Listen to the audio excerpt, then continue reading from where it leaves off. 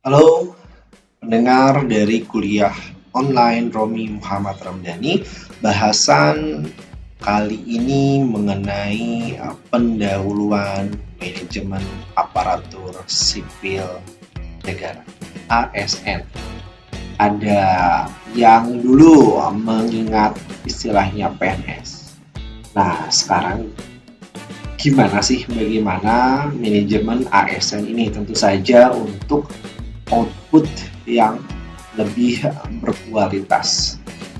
Pertemuan ini secara total tentu saja bila nanti semesternya normal ada 14 kali pertemuan.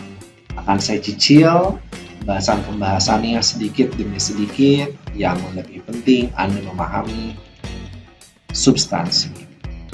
Oke. Saya akan mengawali pembahasan di pendahuluan ini tentang peran penting dari ASN. Peran pentingnya sebagai ASN ini merupakan, katakanlah menurut bahasa saya, ujung tombak dari pelayanan kepada masyarakat secara adil dan merata. Ketika nanti adanya, katakan salah satu, beberapa ataupun sekelompok ASN yang kurang profesional, kurang optimal, kurang berkualitas, sudut pandang masyarakat akan punya pemikiran, pemerintahannya, pelayanannya kurang adil, kurang berkualitas, kurang profesional. Maka dari itu, peran pentingnya untuk mewujudkan keadilan, salah satu pelaksanaan ataupun aplikasi dari hukum, bagaimana membuat profesional dari para ASN ini. Nah, tantangan dari ASN itu jelas ada challenge head. Bagaimana untuk menjadi lebih profesional ini.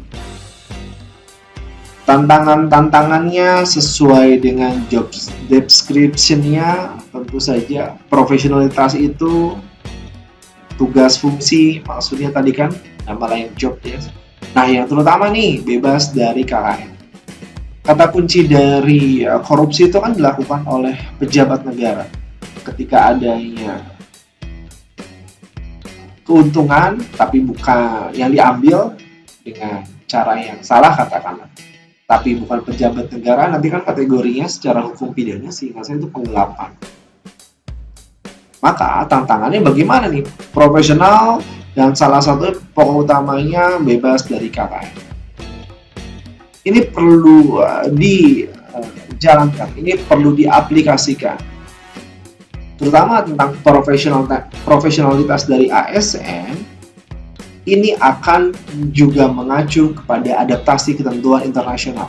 Misalnya sudah ada kesepakatan perjanjian internasional ya, dunia multinasional beberapa atau negara. Ini perlu diadaptasi oleh para pelayan masyarakat kan. Kalau ASN pejabat, bagaimana bisa membantu masyarakat. Tapi pada faktanya dikatakan dari literatur, dari aduan masyarakat mungkin saya bilang ya, kalau kita lihat dari sumber-sumber berita, ASN ini dianggap masih kurang akan kualitas pelayanan publiknya.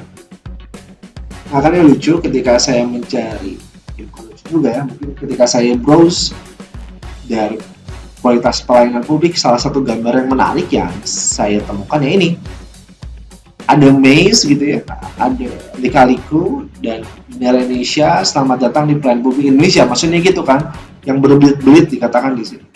Ada juga gambar yang ditampilkan di sini, dalam setiap tahapnya memerlukan biaya tambahan, waktu tambahan, jarak tambahan. Sampai-sampai saya menemukan kalimat dari orang lain, seandainya bisa dipersusah ngapain dipermudah, kata. Nah, itu jauh dari profesional tentu saja. anggapan ataupun cap bagaimana ASN di Indonesia masih kurang profesional dari tingkat tingginya korupsi. Tirto ID dari data KPK ini sampai 2017 di data ini. Belum sampai 2021 ketika rekaman ini dibuat, tapi poinnya ingin saya tunjukkan peningkatan ataupun naiknya itu tingginya itu ada. Tingginya itu ada. Korupsi, tingkat korupsi. Yang menarik kadang kalau teman-teman saya bilang lihat data segini, ini kan ketahuan loh katanya. Kadang teman saya suka iseng seperti itu bilang. Nah ini ada pembagiannya ya, penyelidikan, penyidikan, penuntutan, ingkaran, dan eksekusi. Saatnya teman-teman lupa apa itu definisi ataupun perbedaan dari penyelidikan ataupun penyidikan, yang ingat lagi mata kuliah sistem hukum Indonesia. Bagian mana yang menentukan dia kejahatan atau bukan, mana yang bagian mencari bukti, nah cari ya. Apakah ada ingkrah? Ini indikator adanya ASN yang belum profesional. Maka dari itu, muncullah Undang-Undang Nomor 5 Tahun 2014 tentang Aparatur Sipil Negara untuk mewujudkan birokrasi yang profesional, tentu saja tujuannya demikian. Lantas, apa yang menjadi perubahan-perubahan mendasar pada manajemen SDM-nya dengan adanya Undang-Undang ASN? Harapannya, doanya yang pertama saya bacakan saja ya. Adanya perubahan pendekatan personal administrasi yang hanya berupa yang semula ya, ini ada kata yang semula pencatatan administrasi kepegawaian, jadi semula itu kepada human resource management yang menganggap SDM sebagai aset negara yang harus dikelola, dihargai, dikembangkan dengan baik. Jadi semula ada stafnya yang bagian pegawai, udah Anda bagian nyatet ya udah.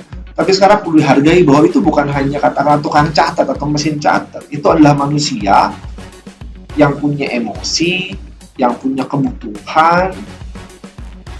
Maka perlu dikelola. Dikelola seperti apa?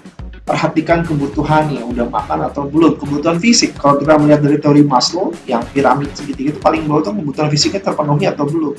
Untuk makan, bagaimana untuk terpenuhi makan nih? Nah, bagaimana gajinya udah tepat waktu belum nih pembayarannya? Kalau overtime dapat tambahan nggak, seperti apa? Kebutuhan fisik, bagaimana misalnya kondisi ruangannya cukup baikkah untuk menunjang kondisinya? Apakah cukup gerah, nggak ada ventilasi? Nah, itu kan perlu dipertimbangkan.